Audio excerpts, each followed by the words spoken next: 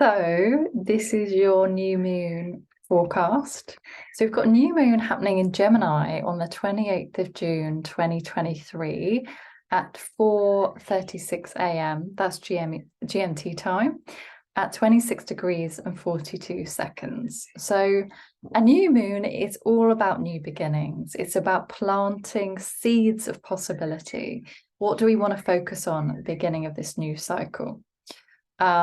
So it's an exciting time, but it's also a time of drawing inwards, of coming back to yourself. Often I say, if you set intentions, wait for a few days after the new moon to actually plant those new seeds, because that's when the moon starts to grow in light. So use that new moon to tune inwards, to kind of connect with your soul, your heart, to really see what is it that you want to put all your time and energy into. So with Gemini, we're in an air sign, so it's mutable air, so it's a very adaptable energy. And if you know anyone that is a Gemini, they can be quite indecisive. There's an indecisiveness about it. And there's also a restless energy. So we may feel like quite restless at this time, but we also might have loads of new ideas, because Gemini loves to talk about ideas and new things they've learned.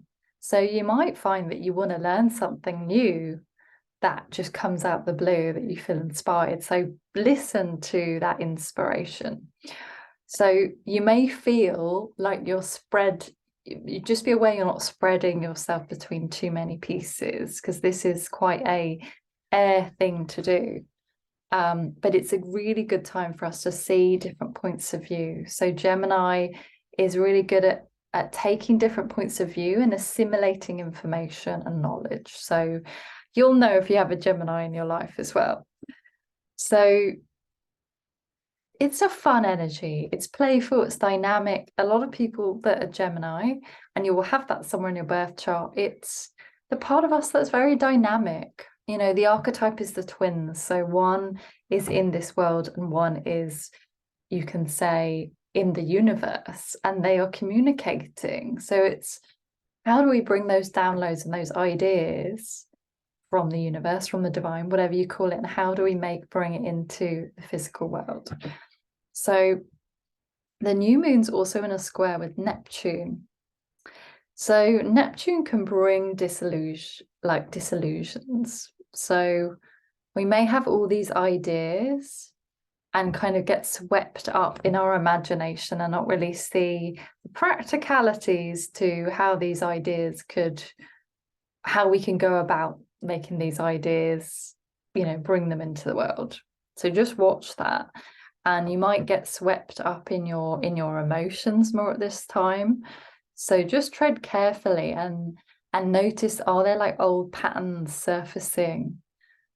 Because Neptune in Pisces, Neptune already rules Pisces. So in Pisces, it's magnified energy. So just be aware that you're not looking at things through those rose-tinted sunglasses, which sometimes we can do if we, as creative, get into the excitement of things and then kind of don't have a plan to follow that through.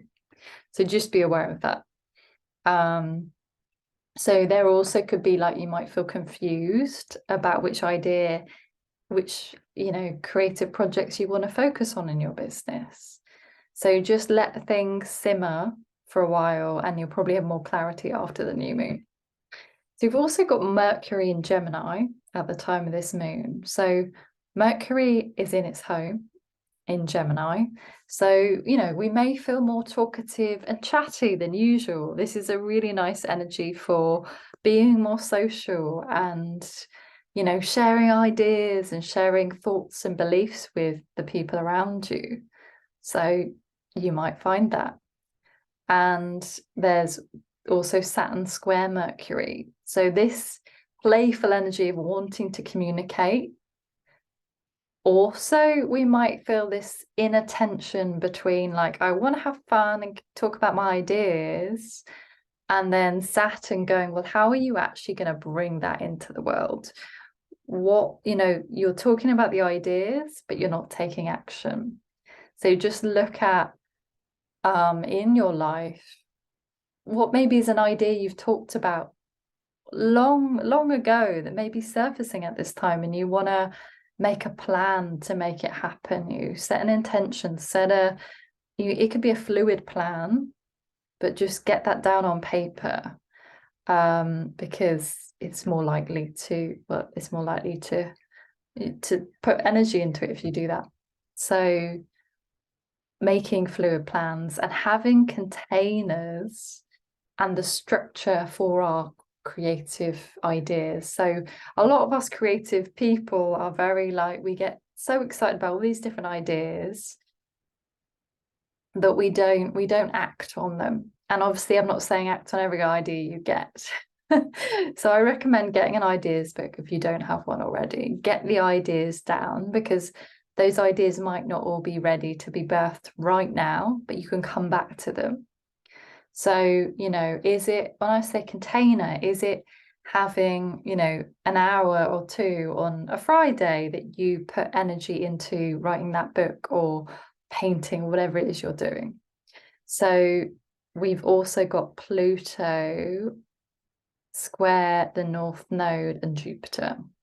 So the North Node and Jupiter is still in that conjunction. So this is about our soul path and expanding our soul gift. So from astrology, we all have unique talents and gifts that we come into this life with. So that aspect is helping us to grow those abilities. For example, I've been putting more energy into my painting and learning new techniques and just experimenting.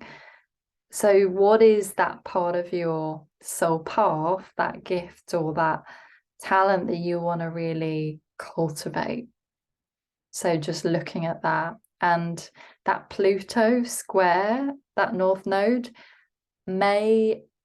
we could get stuck in power trips at this time, where we want to be in control of things, controlling the how particularly. So just look at, sometimes as creatives, we can get sucked into the vision, but we also need to surrender the how.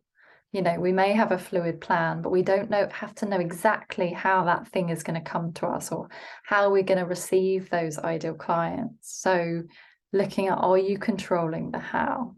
How can you let go of that control? And if you are in that power trip with other people, how can you step into your independence and really trust your deep soul? Because your deep soul has all the answers you need within you. So not looking outside of ourselves, it's coming back to yourself and listening. What is that deeper part of me? What is that knowing? How can I trust that feeling within me? So because Pluto is there, we may be more inclined to look at our shadow side. And when I say shadow, they're like the parts of us that we may feel shame about, that we hid away since we were a kid because somebody told us that it was shameful to be that way. So just be aware of, what aspects of you do you keep locked away because you don't feel good about them, or you don't feel safe to express them. Just explore that, because I really believe that when you shine a light on those shadow parts of you, you make them conscious, and otherwise those unconscious parts of us continue to kind of take over. So if we shine a light on them, we're more aware of them, we've integrated them, and that means that we can be more authentic in our businesses and in our creative work. So as well, if you have personal planets or any points at roughly 21 to 30 degrees of the mutable sign, so that's Gemini, Virgo, Sagittarius and Pisces, then this new moon might affect you. You might feel the energy more significantly. So that's something to know. So really this new moon, it's an air energy. We're in the ideas, innovation. It's about sharing, you know, new possibilities and seeing different points of view. So it's a very social energy and about relating to each other. So enjoy it. And I'd love to hear, you know, what seeds are you planting at this new moon? Let me know.